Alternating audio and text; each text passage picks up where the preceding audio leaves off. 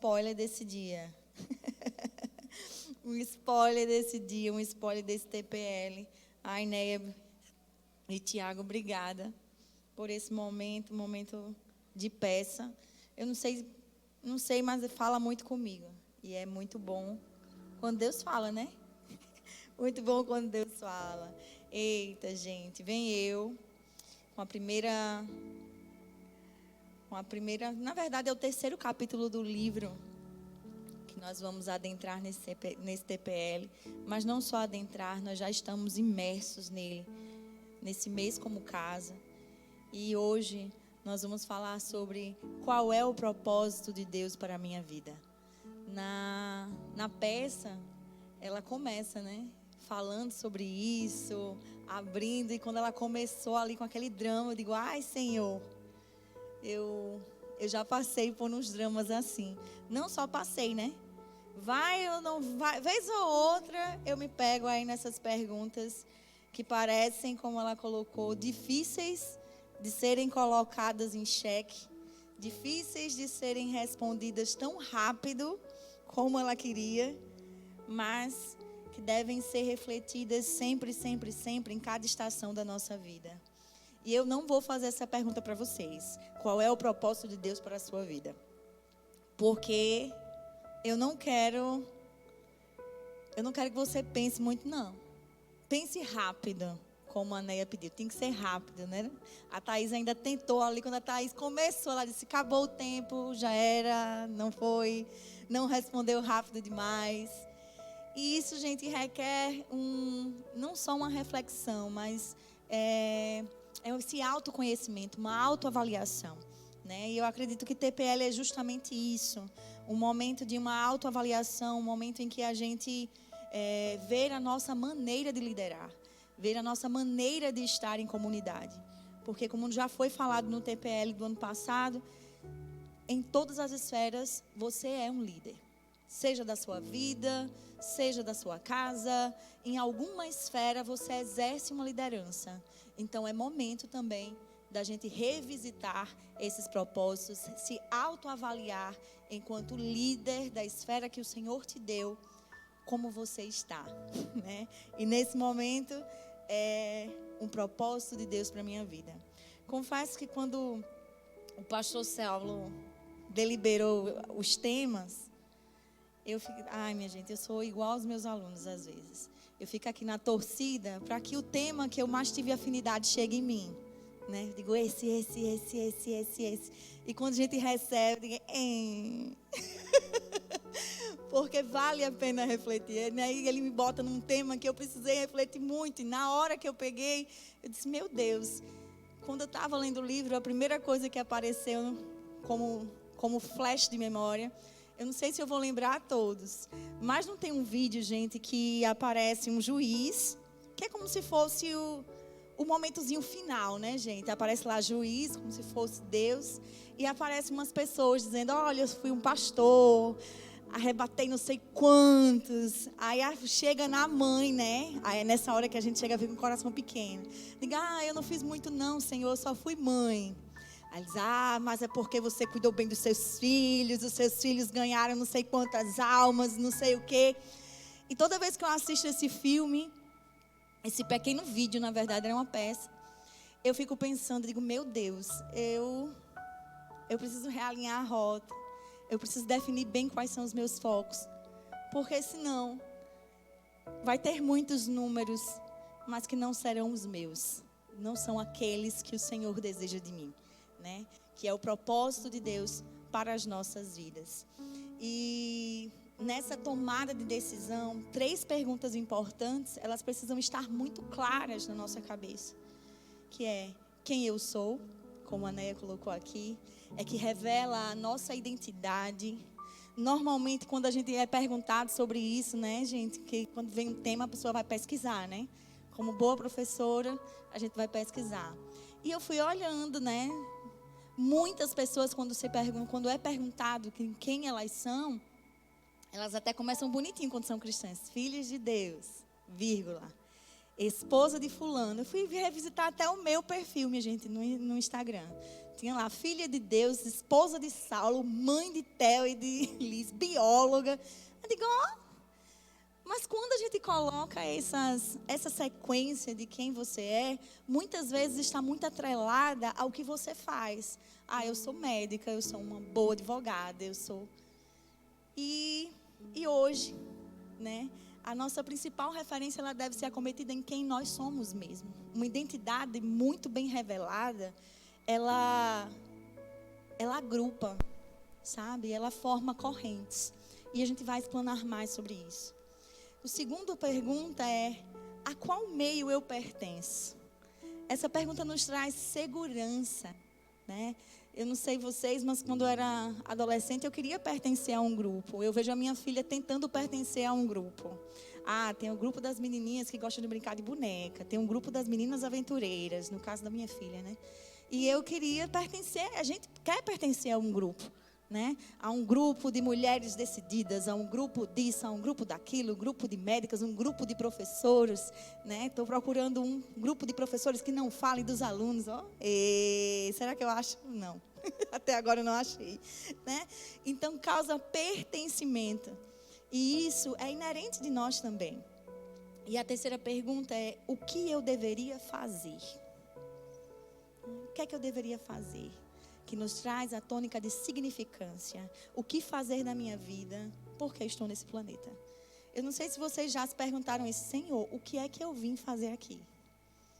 Né, eu acho que eu passei a adolescência e início da juventude todinha escutando uma música que ecoava, e toda vez que cantava eu chorava. Era: quem sou eu, Senhor? Quem sou eu? Filho do homem E eu ia pro pó. E ai de quem me perguntasse quem era Adriana. Porque eu tremia nas bases sobre aquilo que eu era de verdade, sobre aquilo que Deus via em mim e sobre a aceitação grupal, sobre o que as pessoas iriam aceitar de quem era Adriana. E nesse meio todo, com essas perguntas tão difíceis de responder, vem Chip Ingram, no seu livro, e ele destrincha a parte da queda do homem, lá em Gênesis 3, de uma forma tão brilhante. E por que essas perguntas fazem sentido e são tão difíceis de serem respondidas. E eu quero ler junto com vocês. Quem puder, né? Não está na projeção, não. Gênesis 3, de 13 a 13, que diz: mas do fruto da árvore que está no meio do jardim, Deus disse: não comam e nem sequer toquem do fruto daquela árvore. Se o fizerem, morrerão. É claro que vocês não morrerão. A serpente respondeu à mulher: Deus sabe que no momento em que comerem do fruto, seus olhos se abrirão e, como Deus, conhecerão o bem e o mal. A mulher viu que a árvore era linda e que seu fruto parecia delicioso, e desejou a sabedoria que lhe daria. Assim, tomou do fruto e o comeu. Depois deu ao marido que estava com ela, e ele também comeu. Naquele mesmo momento, seus olhos se abriram e eles perceberam que estavam nus. Por isso, costuraram folhas de figueira umas às outras para se cobrirem. Quando sopraram a brisa do entardecer, o homem e a mulher ouviram o Senhor Deus caminhando pelo jardim e se esconderam dele entre as árvores. Então, o Senhor Deus chamou o homem e perguntou: onde está você? Onde você está? Ele respondeu: ouvi que estás andando pelo jardim e me escondi. Tive medo, pois eu estava nu. Quem lhe disse que você estava nu? Perguntou Deus.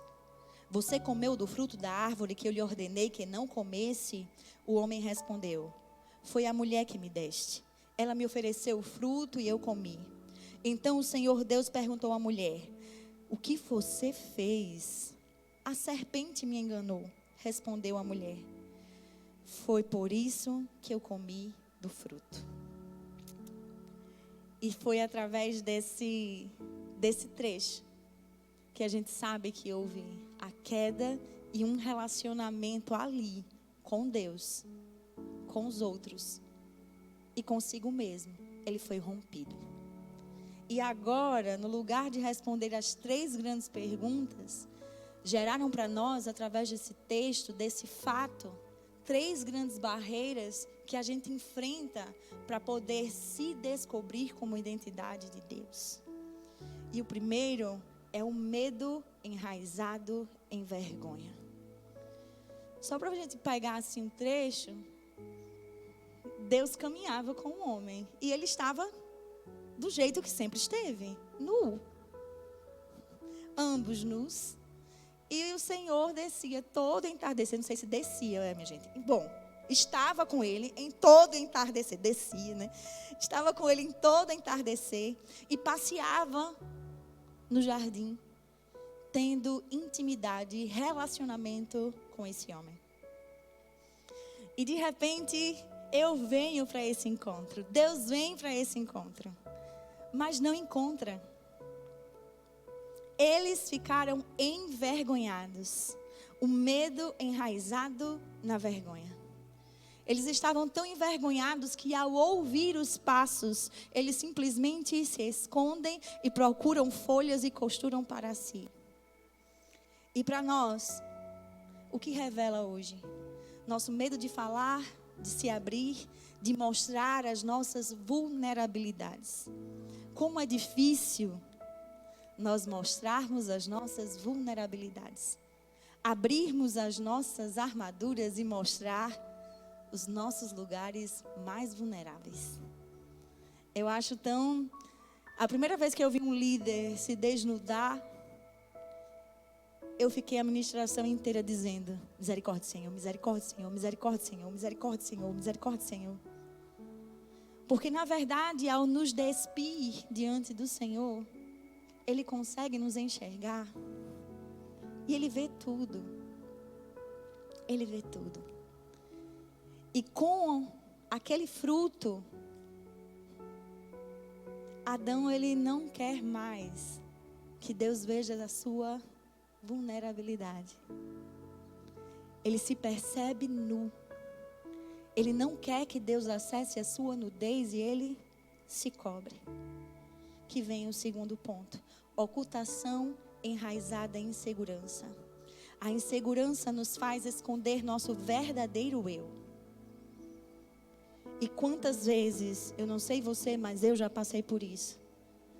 De ficar pensando enquanto eu estou falando com uma pessoa. Ah, se ela conhecesse a verdadeira Adriana, talvez ela não andasse comigo. Ah, se ela conhecesse quem eu sou, de verdade, como eu reajo nessas situações, talvez essa pessoa não quisesse caminhar comigo. Quem não? E com isso, eu acho que muita gente, a gente começa a usar máscaras. E essas máscaras não são, gente, como é que eu posso dizer? Não são porque as pessoas são más. Mas é porque elas estão aí, nesse ponto, num ponto da insegurança. Eu quero ser aceita, eu quero ser admirada. Quase uma necessidade. E a gente, para se agrupar, a gente vai tentando dar o nosso jeitinho e a gente começa a colocar máscaras que talvez formem uma grande fortaleza, mas que na verdade não é. Eu me lembro de um momento em que eu não estava bem como igreja. E quando eu saí, entrou uma líder maravilhosa. Talvez soubesse antes desse livro, ou não. Talvez ela tivesse escrito junto com o Chip Ingram. Sendo que em vida, né? Na própria vida, na vida. E ela me viu. Quando ela me viu entrar na igreja, ela saiu correndo e disse: eu preciso ficar com você. E eu olhei para ela meio estranho e disse: minha filha, tu não sabe quem eu sou. E eu disse isso para ela. Disse: querida, você não sabe quem eu sou. Eu estava ferida, eu estava machucada, eu estava envergonhada. Tinha tanta coisa que eu não queria me envolver. E quando ela disse isso: mas eu preciso caminhar contigo, eu quero ficar com você e não sei o que, não sei o que. E eu fechei logo a janela. Querida, eu não sou quem você pensa, você não me conhece. Ponto. E ela chega: não, mas é porque o pastor Célio falou de você e não sei o que. E eu mais uma vez olhei para a cara dela e disse: não sou a pessoa que você acha que eu sou. E ela olhou para mim, mas Adriana, eu não sou, me deixe em paz. Não existe perfeição em mim. Você está entendendo? Não existe aquela líder, não existe. E eu comecei a dizer que não existe, não existe, não existe. Ela olhou para mim chorando e disse, ela existe, ela está aí. E ela é tão linda. Digo, vai fazer graça, né? Enfim, e nesse meu lado, minha gente, de fazer graça, eu olhei bem no fundo dos olhos dela e disse, olha, o que você viu é apenas uma das máscaras que eu tenho. Não sou eu de verdade. Eu de verdade sou eu conversando aqui com você e não existe nada de bom em mim. E na hora que eu falei, na hora que eu estava lendo esse trecho, eu fiquei pensando em quantas máscaras eu usei para ser aceita. Até mesmo para ocupar alguns determinados cargos. Uma máscara de uma santidade que na prática não existia. Uma máscara de uma aceitação de menina boazinha que às vezes não existia. Mas era necessário um autoconhecimento e eu não tinha passado por isso. Faça aquilo, eu sou uma crente generosa, sou uma crente bondosa, contem comigo. Mas não é bem isso. Nós somos humanos. E aceitar a nossa humanidade também é autoconhecimento. Aceitar a nossa humanidade e os nossos pontos de fraqueza também é nos olhar sobre as lentes do grande Criador. Amém? 3. Culpa enraizada em negação. Eu nunca tinha visto por essa ótica. Mas imagina, né? O próprio Criador sendo acusado da queda. Mas você parar para pensar, quando Deus pergunta a Adão, o que foi que aconteceu? Foi a mulher que me deste. A culpa é da mulher. A culpa é da mulher. Foi ela que me deu o fruto. Mas se você parar, Adão não pediu Eva. Mas Deus viu a necessidade de que Adão não estivesse sozinho. Então, Eva também foi criação de Deus. Ele planejou Eva para ser quem ela era. E ele diz, a culpa é de Eva. Mas a culpa é tua, Senhor, porque foi o Senhor que me deu Eva. Eu estava muito bem, obrigada. E se você parar para pensar, quando chega em Eva, diz, a culpa foi da serpente. E ela lança a culpa mais uma vez em Deus. Porque foi Ele que fez todos os seres viventes, incluindo a serpente. E se você parar para pensar, a culpa enraizada em negação nos leva a colocar e a ter sempre um culpado. Um culpado das coisas que eu fiz certo, um culpado das coisas que eu fiz errado, um culpado. A culpa não é minha, a culpa é do sistema, é da educação, é da minha filiação. A culpa de eu não saber tanta coisa foi por causa de... E na verdade, essas 3 barreiras, elas sobem com a queda, impedindo da gente descobrir o nosso verdadeiro eu. E quem é você? Segundo Romanos 12. Em Romanos 12, 3 diz, porque pela graça que me foi dada, digo a cada um de vocês, que não pense de si mesmo além do que convém. Pelo contrário, pensem com moderação, segundo a medida da fé que Deus repartiu a cada um. O mandamento: pense com precisão acerca de si mesmo. Pense com exatidão. Pense com sobriedade acerca de si mesmo. Não se engane e nem se enalteça. Seja coerente acerca de si mesmo. Deus nos manda pesar com clareza. Que a gente não esteja, em outras palavras, embriagados sobre nós mesmos, sem discernir. E eu acho engraçado, né, que se eu fosse perguntar para você, bota aí quem você é, você ia colocar os seus pontos principais. Você não ia revelar os seus defeitos. Você ia colocar-se numa venda de um bom comércio. Eu sou isso, eu sou aquilo, eu sou aquilo. Mas não pense que não convém, mas pensar sobre nós de forma muito enaltecida beira o orgulho. E para cair no orgulho é a coisa mais fácil do mundo. Se a gente for parar para pensar na pergunta, quem é você? Só de você citar os 3 primeiros pontos, a gente já fica assim pensando. Vai, fala mais. Eu fui fazer uma pergunta dessa e, enfim, gente, enfim, se a pessoa estiver aqui, ignora, mas era só um teste. Eu sou filha do Deus Altíssimo, grandiosa, a resposta para essa geração. Eu sou o presente de Deus na sua vida. E eu digo, uau. E digo, uau, conta mais. Não é que seja pecado não, gente, a gente pensar demais sobre nós. Mas é sobre mergulhar no orgulho e imaginar que realmente a gente não precisa de um Deus nos nossos relacionamentos. E deixa eu te dizer, relacionamento sem Deus para nós é impossível. Porque existe muito eu. Muito eu. Quando deve ser muito de Deus, é muito dele, é para ele, é sobre ele. E não pense que pensar com superioridade é proibido. Mas a palavra nos pede para que pensemos com moderação. Tem um trecho do livro que eu trouxe aqui para vocês que diz: quando penso muito além do que deveria pensar sobre mim mesmo, isso sempre resulta em conflito relacional e desunião. Porque eu penso tanto em mim, que eu às vezes, e muitas vezes, esqueço do outro.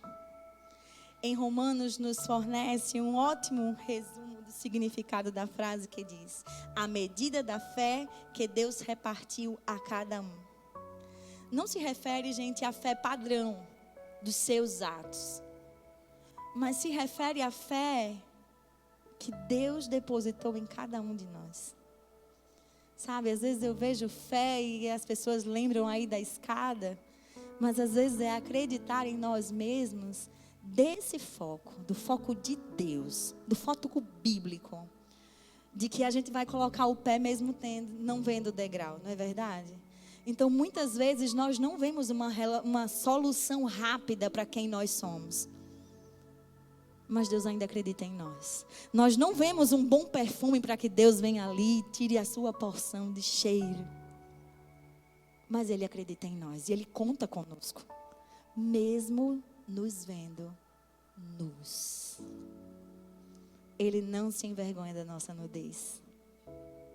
Ele não se envergonha de quem nós somos. Mas Ele conta conosco para uma melhoria, para que a gente se agrupe, se anime.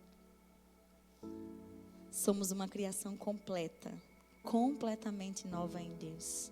Em 2 Coríntios 5,17 diz que nós somos nova criatura. E tudo que é velho passou. E nós somos chamados até essa visão do novo. Do novo através da ótica de Deus.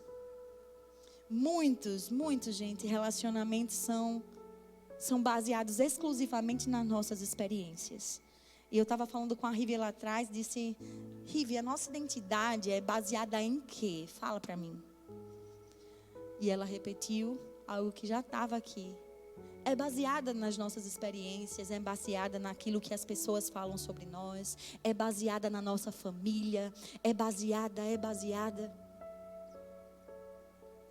Sendo que Deus nos convida a que a nossa vida, para que os nossos relacionamentos, as nossas experiências sejam baseadas nele. O seu quem é você deve ser baseado nele. Não de forma enaltecida, mas que você pense a respeito de você mesmo com uma forma moderada.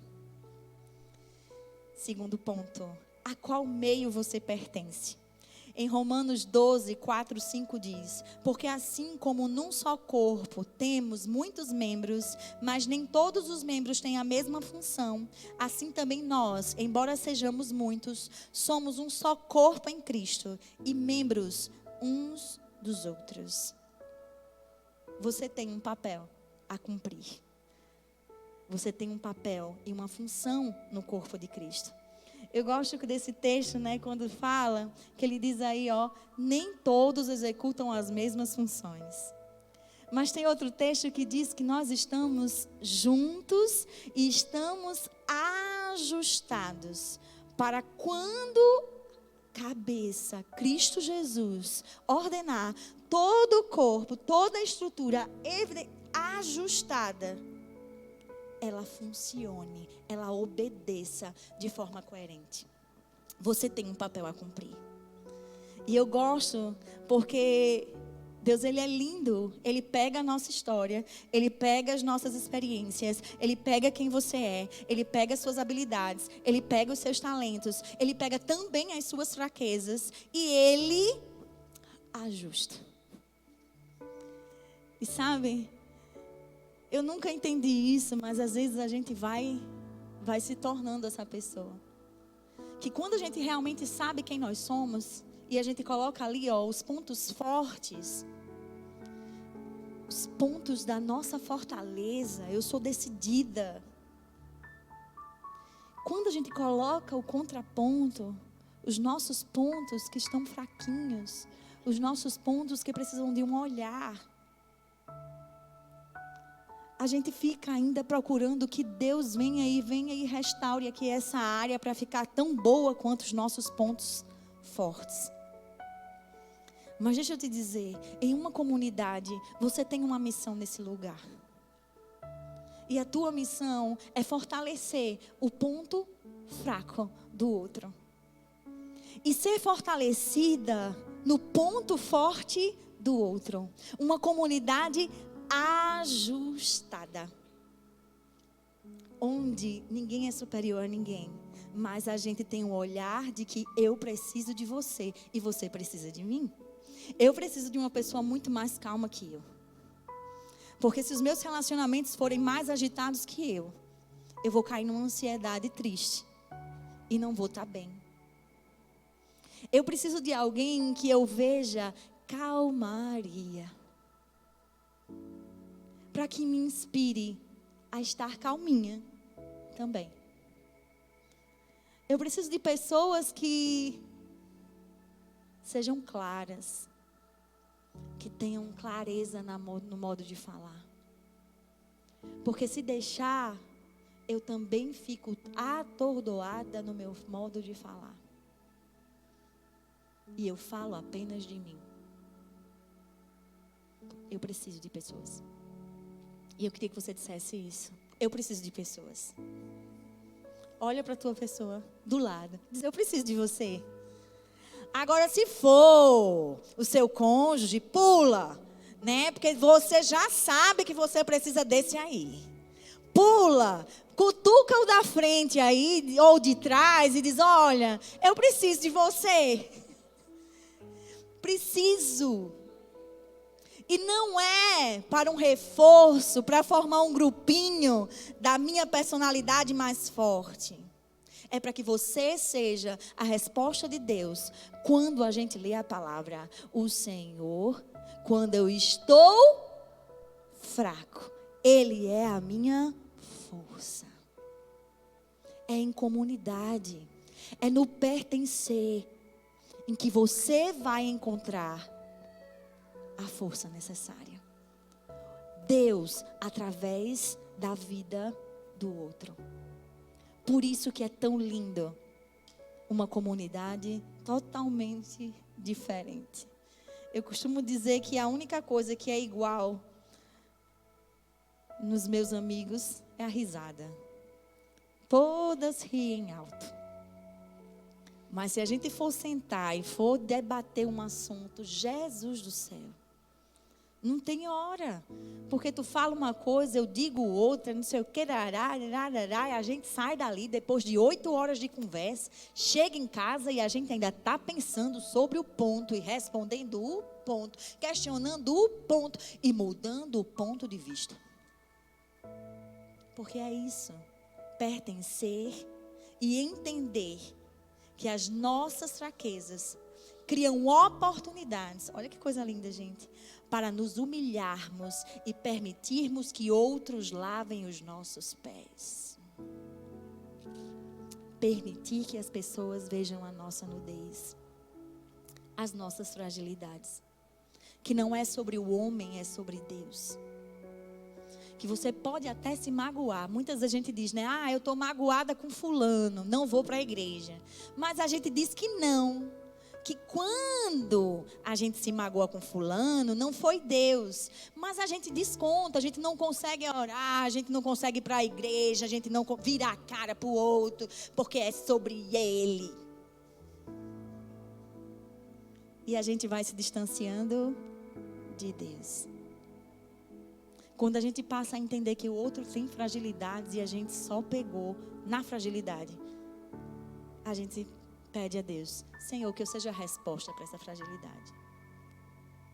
E é algo meu mesmo, eu tenho pedido isso, Senhor, que eu seja a resposta para essa fragilidade e que o Senhor me dê alguém para ser resposta para a minha fragilidade.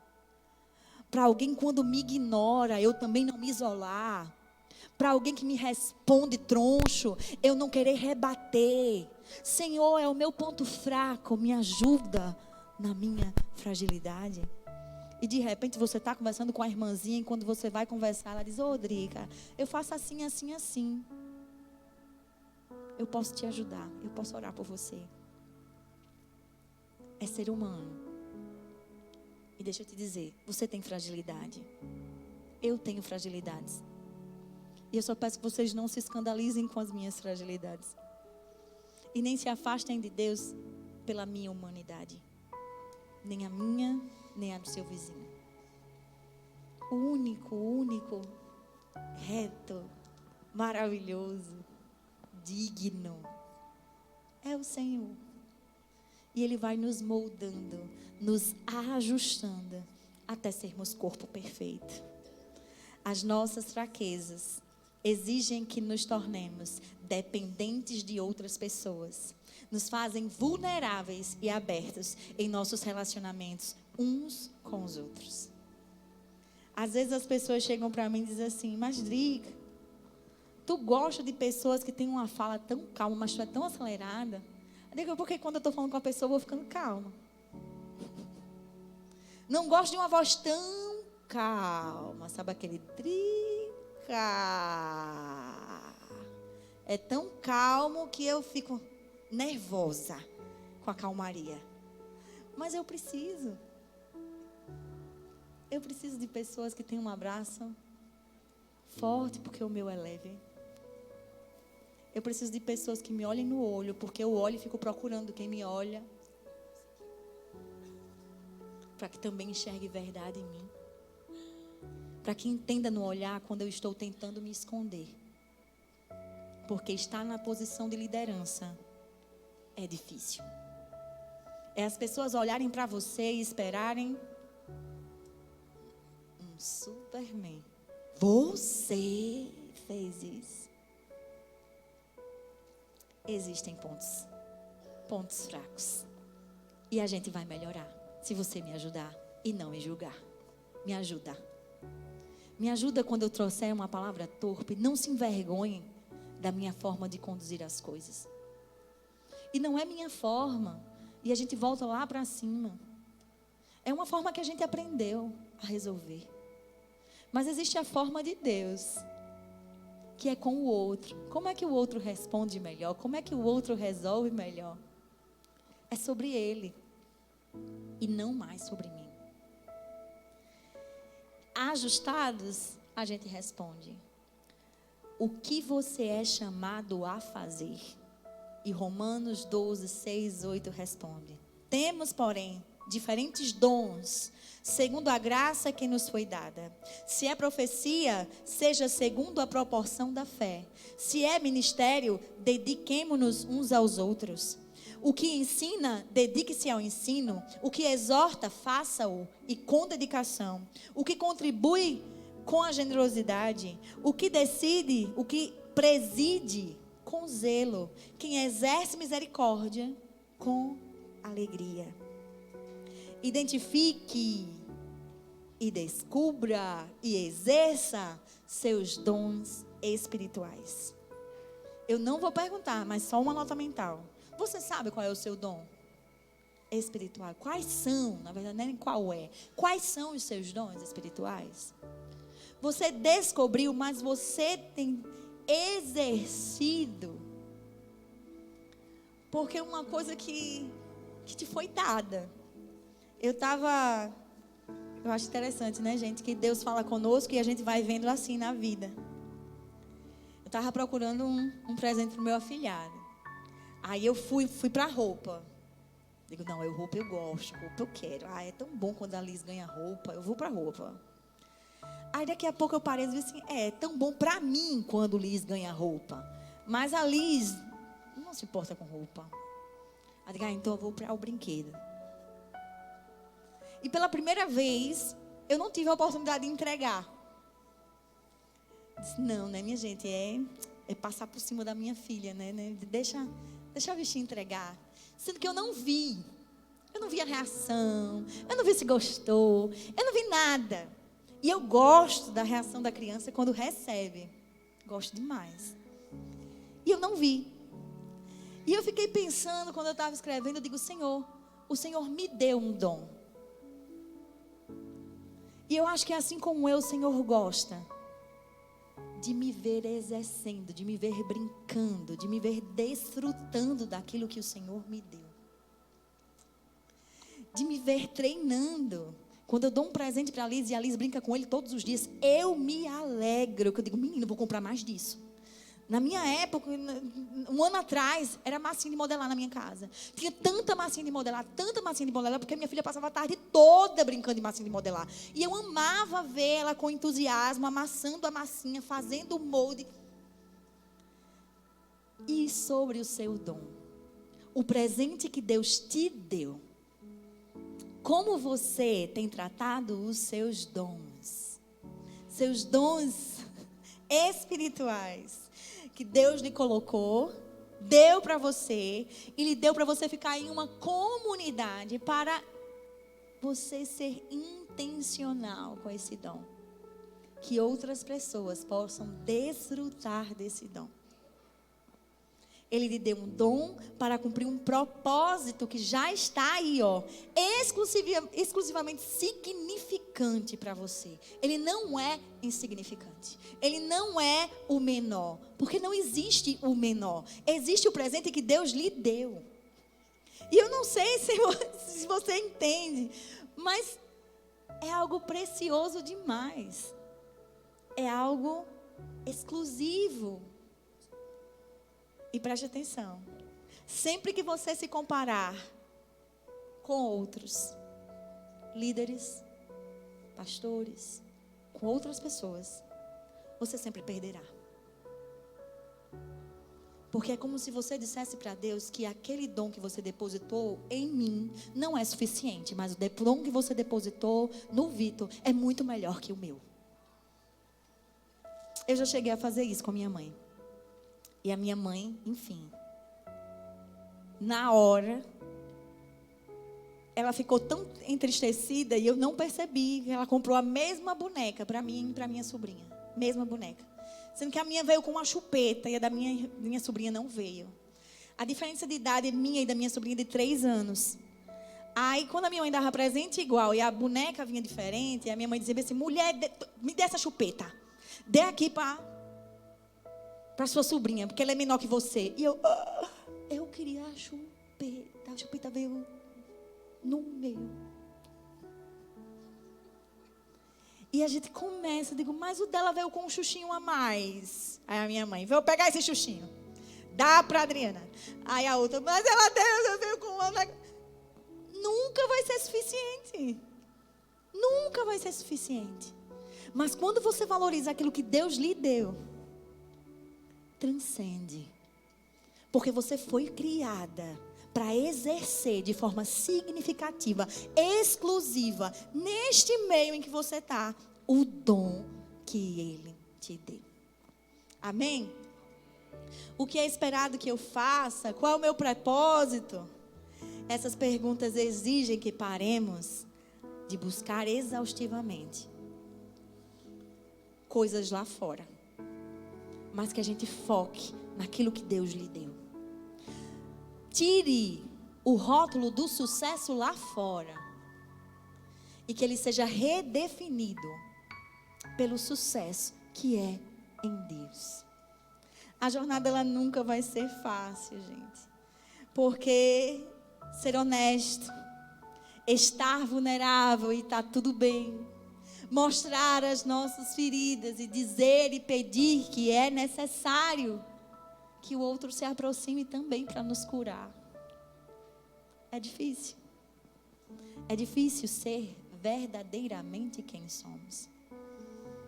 Um dia eu cheguei para a pastora, antes de assumir o pastoreio, e eu disse para ela que eu tinha medo de assumir o pastoreio. E ela olhou para mim e disse: mas Drica, por quê? Eu digo: porque eu tenho medo de mim, pastora. Eu me conheço. Eu sei quem eu sou. Eu sei que eu tenho tanta coisa para mudar, pastora. O povo não sabe, mas eu sei. Eu preciso de tanta ajuda, eu preciso de tanto conhecimento, eu preciso de... E ela olhou para mim e disse: eu também preciso. Talvez a gente precise ficar mais junto, para você também ver que eu preciso de muito. Porque nós estamos caminhando com Jesus. E é com Ele. Ele precisa ver a nossa nudez, para que Ele traga pessoas que se acoplem a nós e caminhem conosco. Amém? Precisamos descobrir e desenvolver o nosso dom ministerial para executar verdadeiramente aquilo que Deus tem para nós. E só para nível, olha quantos dons, gente: servir, ensinar, dar ânimo, contribuir, liderar, mostrar misericórdia, fé, palavra de conhecimento, palavra de sabedoria, cura, prestar ajuda, operar milagres, apóstolos, falar em línguas, interpretar, discernir espiritualmente, evangelizar, pastorear, ser mestre, administrar, discernimento de espíritos. Quantos dons! E você não sente só um, mas você pode partilhar e multiplicar esse ponto que Deus lhe deu. Eu queria que vocês fechassem os olhos, sentadinhos aí onde vocês estão mesmo. E eu quero orar. Pai, é muito bom saber quem somos através das Tuas lentes. É muito bom saber, Senhor, que o Senhor não se envergonha da minha nudez. O Senhor não me rejeita pelos meus medos. O Senhor não se afasta de mim pelos meus erros. Mas o Senhor vem constantemente me visitar e espera, Senhor, que eu esteja pronta para esse encontro, para caminharmos juntos, para restaurarmos relacionamentos, para estarmos ajustados, para valorizar todas as células, todos os órgãos, todos os tecidos, tudo aquilo que é formado pelo Teu corpo, ele tem valor. Tudo, Senhor, que a Tua cabeça, ou cabeça, Jesus Cristo, para se movimentar, ele precisa de um corpo saudável, um corpo doador, um corpo misericordioso, um corpo preocupado com todo, um corpo que sabe dividir e multiplicar os nutrientes que chegam para ele. Oh Deus, eu oro Eu oro, Senhor, para que os dons espirituais que o Senhor deu aos líderes, o dom espiritual que o Senhor deu a essas pessoas, Senhor, que estão aqui neste lugar, eles se acendam como tocha, eles possam brilhar, brilhar sem comparação, brilhar sem se superar porque ajudou uma pessoa, mas se ajustar às fraquezas e se permitir ser ajuda. Oh, Senhor, o Senhor nos formou para isso, para sermos ajudadores e para sermos ajudados e curados nesse processo, Senhor. Oh Deus, retira toda a armadura, Pai, que nos impede de enxergar os teus braços de cura sobre nós. Abre os nossos olhos para que a gente possa ver os dons que o Senhor já colocou em nós. Para que a gente valorize, exerça e conheça os dons e faça-o multiplicar nessa comunidade de fé, Deus, em o nome de Jesus. Ajustados completamente ao cabeça, Jesus Cristo, obedientes a um chamado, obedientes a uma só voz, preocupados, Senhor, uns com os outros, para que todos se mantenham em Ti, em nome de Jesus. Amém, amém, amém, aleluia. Eu acho que meu marido ia pedir para aplaudir o Senhor, mas